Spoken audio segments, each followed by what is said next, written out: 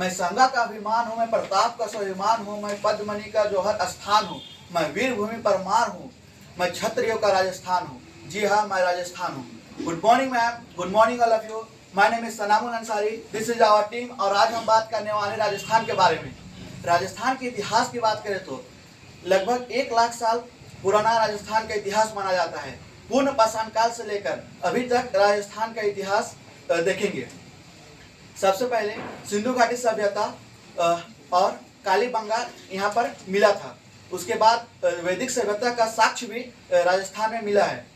पुरातत्व के अनुसार राजस्थान का उत्पत्ति पूर्ण पाषाण काल से माना जाता है।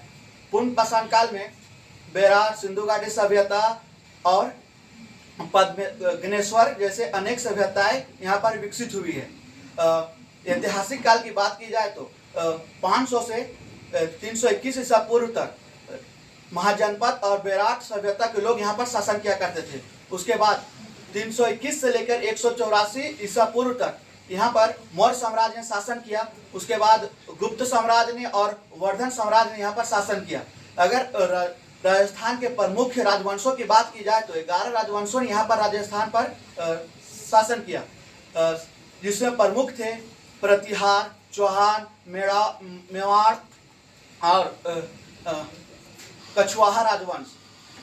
अगर राजस्थान के प्रमुख और सबसे प्रसिद्ध राजाओं की बात की जाए तो पृथ्वीराज चौहान, और उसके बाद आते हैं महाराणा प्रताप, और उसके बाद बात करते हैं हम लोग यहाँ के कुछ युद्ध के बारे में जो प्रमुख युद्ध लड़ा गया था, जैसे कि हल्दी घाटी का युद्ध, धर्म युद्ध, रात घाटी का युद्ध, हल्दी घाटी का युद्ध।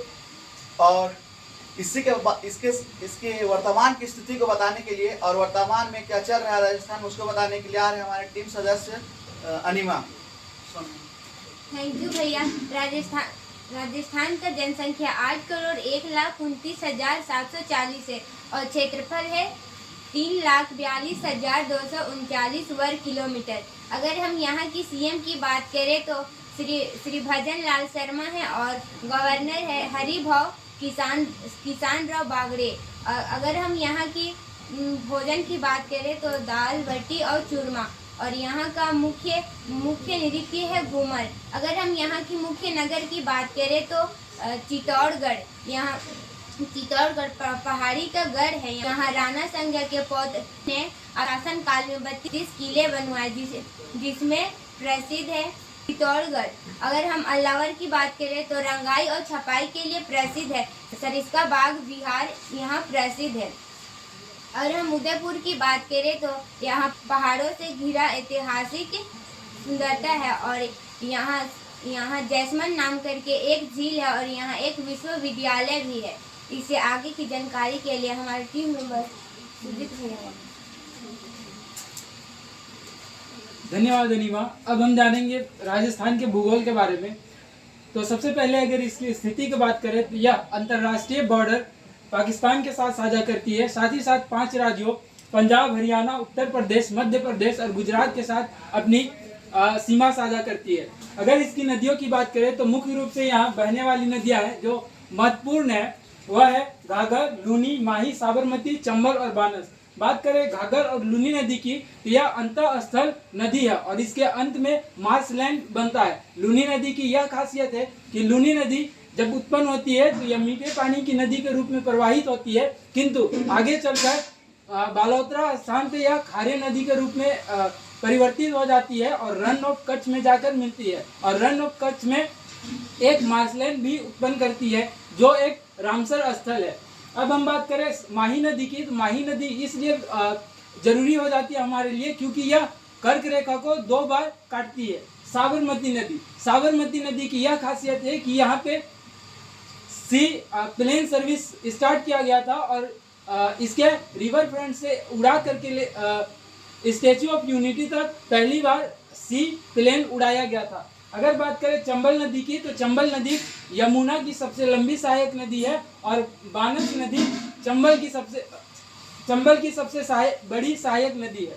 अब हम बात करते हैं यहाँ की झीलों के बारे में। तो मुख्य रूप से यहाँ पाई जाने वाली झील है बड़ी झील, राजसमंद झील, सिल्ली सेठ झील, सांबर झील और पुष्कर झील। यहाँ सबसे महत्वपूर्ण है सांबर झील इनलैंड वाटर की सबसे बड़ी खारे पानी की झील है और यहाँ नमक का उत्पादन किया जाता है। सांबर झील रामसर स्थल भी है और यहाँ बहुत सारे माइग्रेटरी बर्ड्स आते हैं। यहाँ एवियन बोटुलिज्म नाम का नेरोटिक्स डिजीज होने के कारण 20 से 25 हजार माइग्रेटरी बर्डों का मृत्यु हो गया था।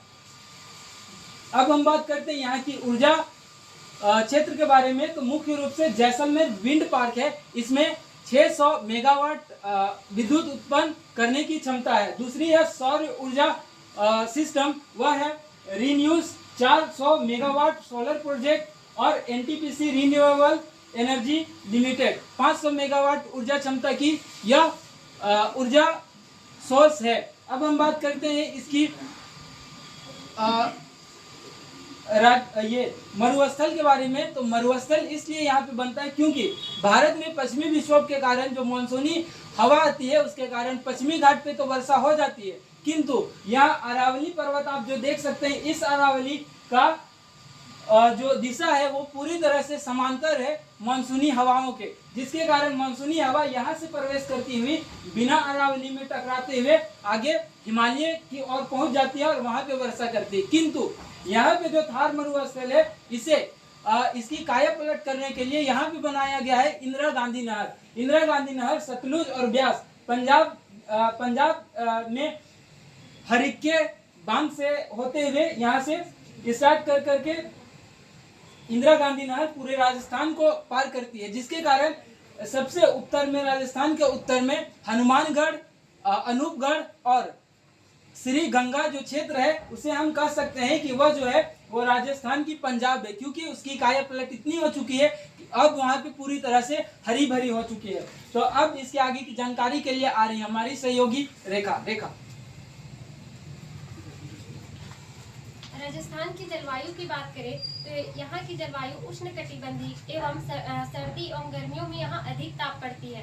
अगर हम यहाँ की मुख्य योजना की बात करें तो इंदिरा गांधी स्मार्टफोन योजना है, दूसरा हर घर औषधि योजना, तीसरा राष्ट्रीय कृषि विकास योजना, चौथा जीरो बजट योजना और पांचवा मुख्यमंत्री स्वावलंब जल योजना।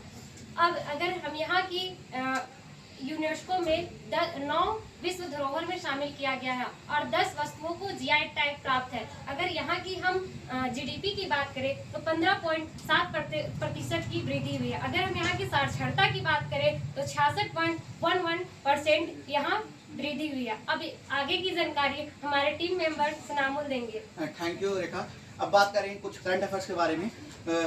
टाटा कंपनी ग्रुप ने राजस्थान में विद्युत उत्पादन के लिए आने वाले 10 सालों में $1.2 ट्रिलियन का